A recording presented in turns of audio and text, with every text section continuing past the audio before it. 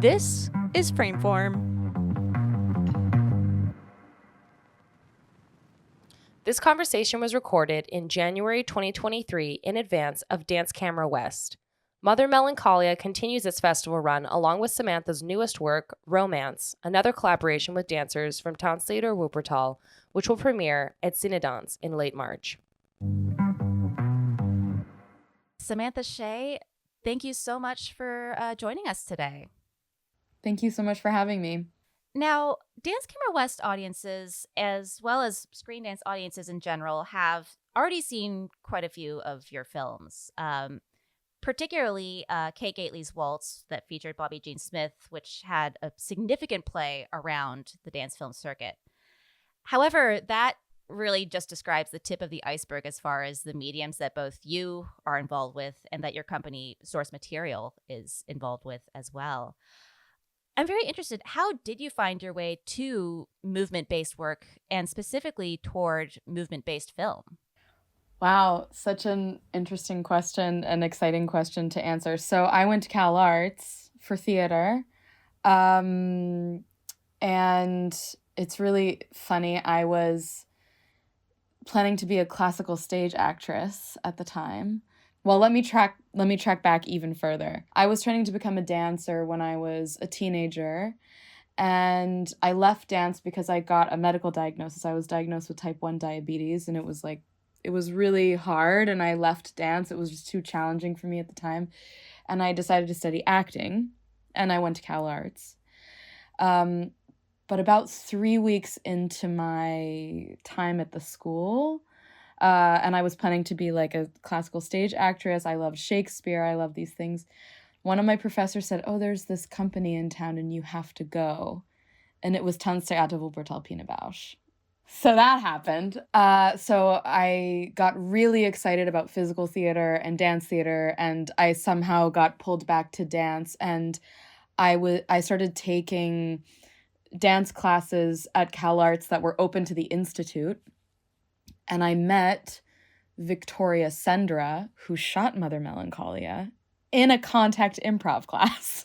Oh my gosh. And we started making films together. We became very good friends. And I guess we can say the rest is history. I always love hearing different paths to screen dance because there's never the same path. Like there's certainly nothing prescribed as far as like, oh, I want to become a dance film maker. And then there's like that set path. It always, happy accidents happen. Yeah. And I would even say that probably my relationship to having a chronic illness has made me a very kinesthetic person, and therefore very attracted to storytelling that is so embodied. So it's sort of ironic that, this very thing that took me out of a medium brought me back into it. And yeah, so Victoria also has a dance background. She studied dance and then went to Cal Arts for film video. And we just started playing around when we were really young. And now we, to this day, are still making films, and she's also an amazing dance filmmaker based in New York. And she also shot Waltz, actually. Yeah, and it is a very niche medium, somehow you could say, dance film, but I think it's becoming more and more known and popular and crossing into other genres and becoming more mainstream, which is really exciting. Definitely. Now, you're currently working actually in Wuppertal right now with the company, and this research was brought about by a Fulbright scholarship. What have you been researching in Wuppertal as of late? Hard to answer simply. So I'm in my second season with the company. Last year, it was a lot of observing rehearsals and restagings, getting to know people. I also train, I take class with them. I've gone on tour with them. I also assisted on a restaging of Pina's piece Blaubart. And I've also been in the archives. So it's hard to pinpoint one way that you're researching, because I also think these are the sort of formal things, the tangible things you can put on paper about what I've done. But of course, there's so much to be said about what it is to also get to know the people. And to get to know the environment and also to even feel the echoes of her absence is something to explore. And also, of course, now there's a lot of stuff around transmission where people are teaching their roles to younger people, and what does that mean when the work is so autobiographical?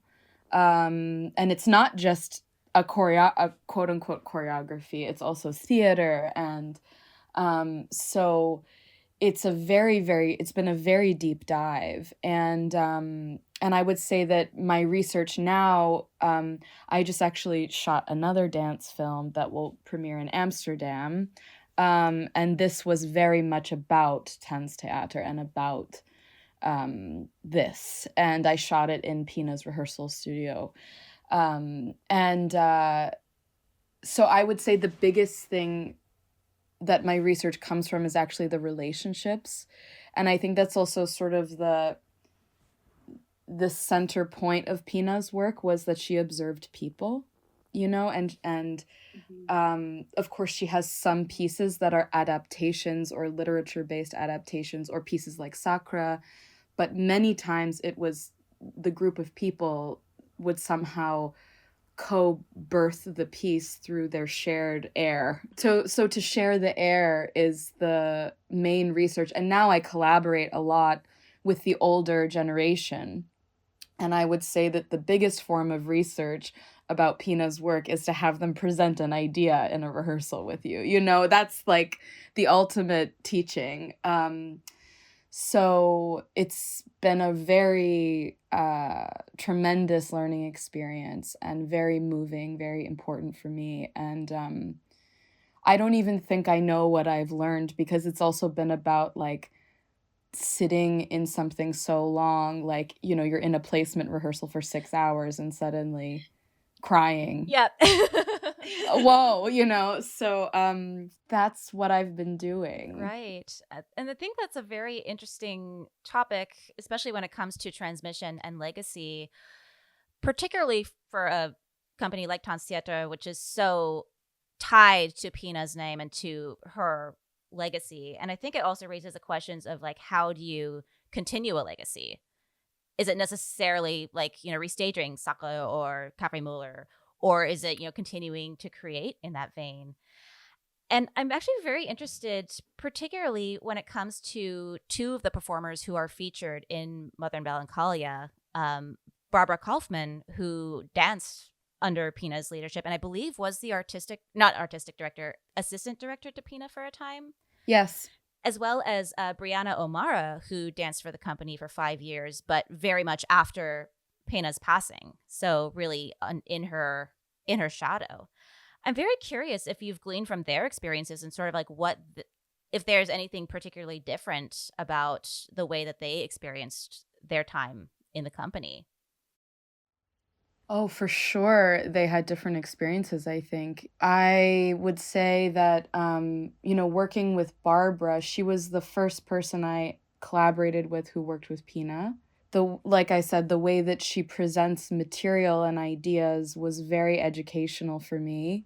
Yeah, they will bring in something very personal, very coded in poetry, very precise, often with shape. There's certain aesthetics that are very clear. But also what's so beautiful, particularly about working with Barbara, is, now also to have researched the repertory and to see her line in the pieces and to know her through the work over the years. And I would say that Pina was very good she created an amazing ensemble, and each person has a different necessity. And Barbara, I was actually just speaking with another dancer from the Tanztheater about this, that Barbara was always the master, and is the master still, of creating transitions and like finding her place within something.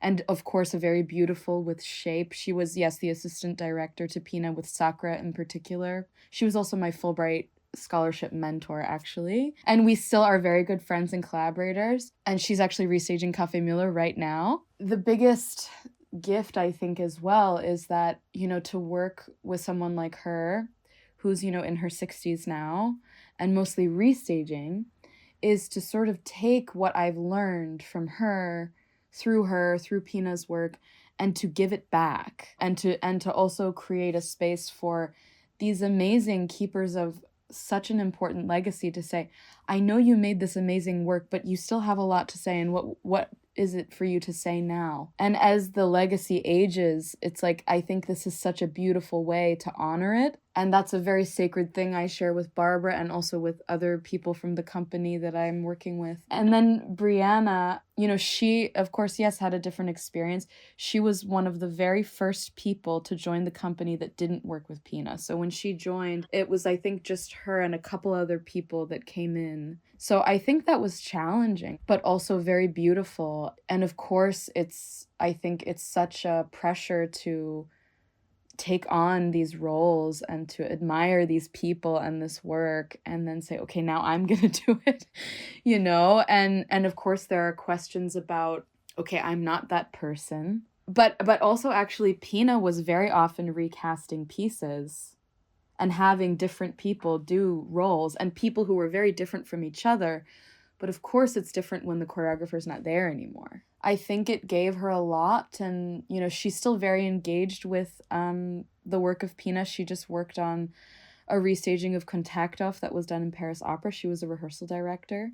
We still work together as well. We're very good friends. But yeah, it's complex. Like lineage is really complex. Yeah, that relationship to that work and to Pina herself is just so individual.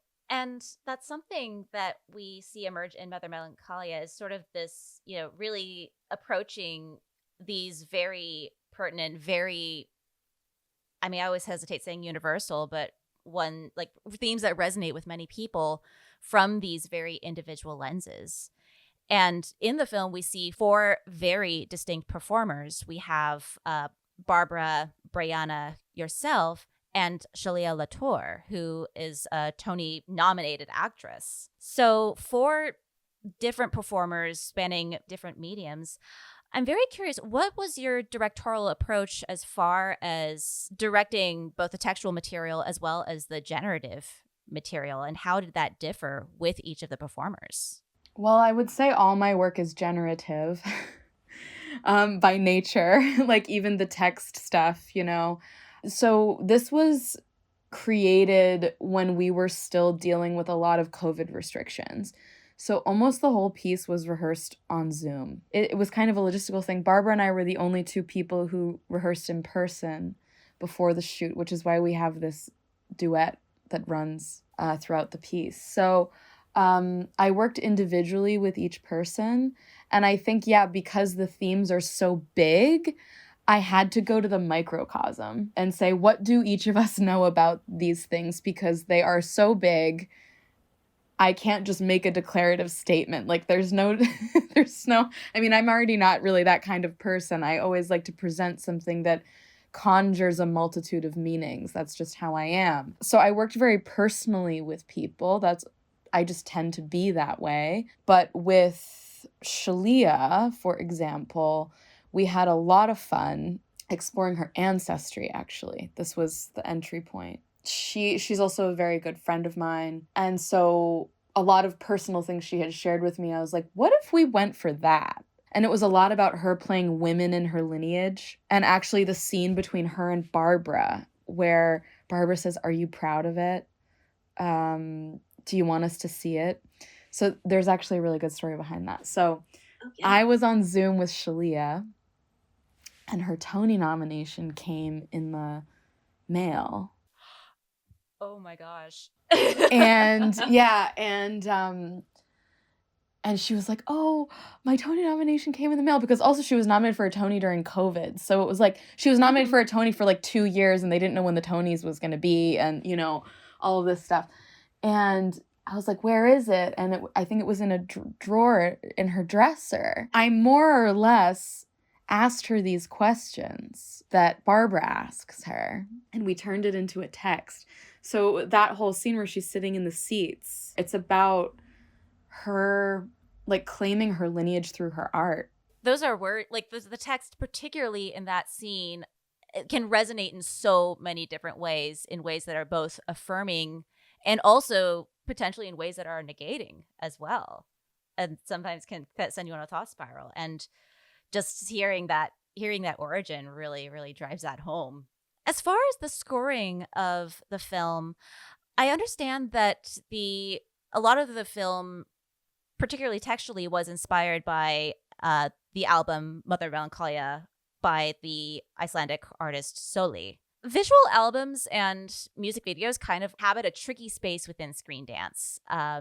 For a long time, music videos weren't even considered screen dance because so much, because they were considered to be, like, all the elements were considered to be in service to the music. But with Mother Melancholia, we really do see a meshing and a melding of the original source with the layers of text and sound design and visual.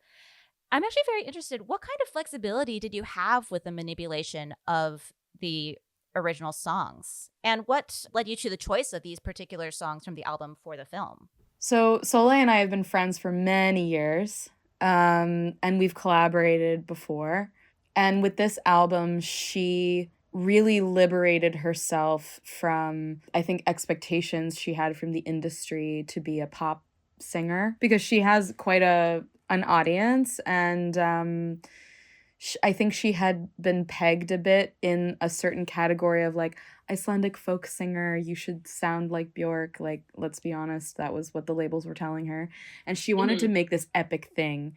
And I had even been in the crossfire of some label stuff with her in the past, where she was being expected to really fit into a square box.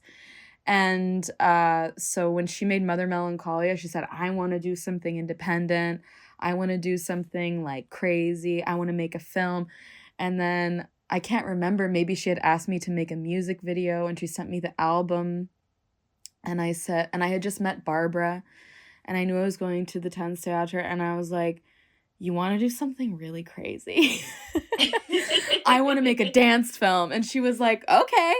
And so that was what we did. And it was really cool because actually the opening scene, the first 10 minutes of the film, were actually released as a music video where Shalia's speaking and then Brianna's speaking. And we even released the music video with them speaking in the music. You know, what's cool is that Soleil got Album of the Year in Iceland. Right So on. I just want to say, like, independent artists, do your thing, and you never know where it's going to go. I think she was very successful in being uncompromising. And it was interesting, too. There was a important lesson in that, because I think I also learned how to layer text and do a lot of structural things that I had never done before from watching Pina's work. And I remember talking with Soleil when we were discussing whether or not we would have Brianna speaking in the music video. Because I was like, hey, this is to sell your music. I get it if you want it to just be your music, you know? And she said something to me. She said, well, the thing is, you're paying attention to the text and I'm paying attention to the music. And I said, no, I'm paying attention to everything. And she went, oh. And I remember Barbara one time said to me, like, Pina knew how to look at the whole stage at once. So that was a big part of, I think, the achievement of Mother Melancholia was the structural complexity and the collaging. Like, I was actually watching The Rite of Spring be staged while I edited the film. It was a huge inspiration. And Barbara was restaging it, and then she would sit and edit with me. It was really cool. Oh my gosh, that's incredible. And I mean, even just seeing visually some of the parallels between that and, like, the earth, the human earth connection. Also, you've previously worked in Iceland and with Icelandic artists, specifically thinking of Light, which was mentored by, I wonder who this is, Marina Abramovic. Yes. And the Icelandic landscape really is a character in the film in some way. And what draws you back to it? Well, I lived there for a while. There's something very humbling about Iceland. You know, I think people see, like, sort of the National Geographic, like, you know, nature beauty, but actually it's a very harsh nature. And I think it somehow puts humans in their place. And there's a silence to it as well that gives me something. And yeah, that's all I can say. It's just something that speaks to me. And yes, Of Light was very much about Iceland somehow. And of course, we shot in Iceland for Mother Melancholia because Soleil is Icelandic.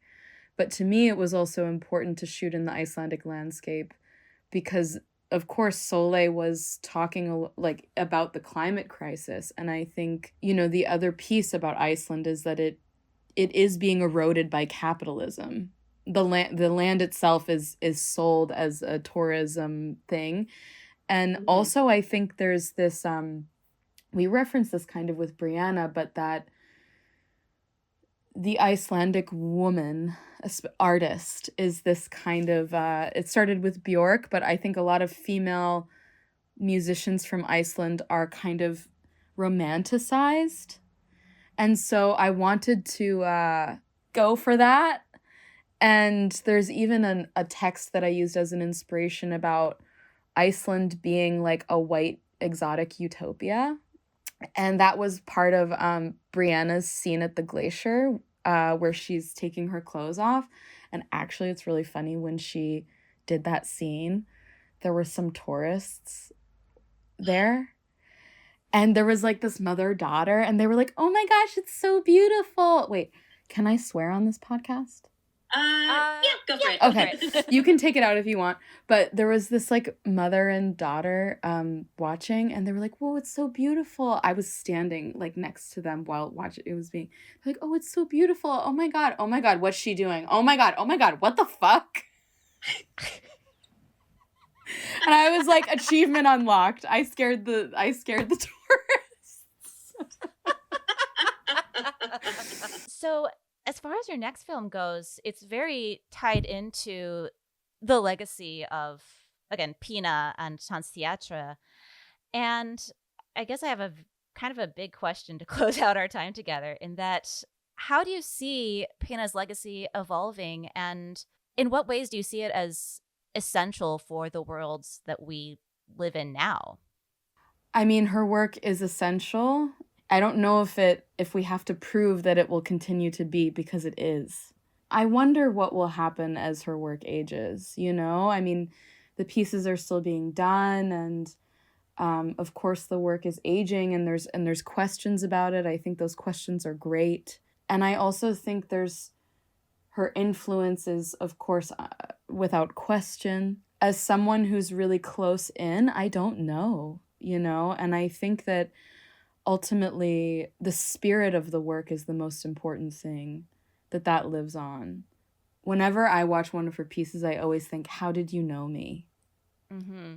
As long as that feeling is somewhere in work, then it's doing what it's supposed to do. Yeah, there are certain pieces I want to see restaged forever, for sure. But what the traces of what she left behind, I think, will echo and are. I mean, they're echoing in me, and I know in all of us in so many ways. And maybe not knowing exactly how it will go forward is part of it, so that it can emerge.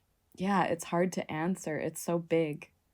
What do you think? Again, yeah, it's very hard to answer that. Just seeing the proliferation of her work, specifically seeing the proliferation of her work after the Wim Wenders film, which in some ways introduced so many more people to her work that, you know, maybe weren't able to go to like a New York or an LA to watch it, and seeing it resonate so differently within them, and, you know, seeing people who may not even be involved in a movement-based practice all of a sudden, you know, being latched into this movement-based film.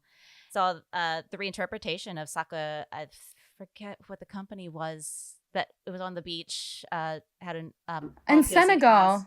Yeah. I think it's very interesting that there's so much work that, like a lot of contemporary theatrical dance work, was very much cloistered in, even though like a lot of it was supposedly like radical revolutionary, a lot of it was very much cloistered in sort of like this white echo chamber, how that work is being reinterpreted, but yet the original spirit of that work is still carrying, and that resonance, you know, then starts to proliferate. Like you said, I think that was a beautiful saying, like, how do you know me?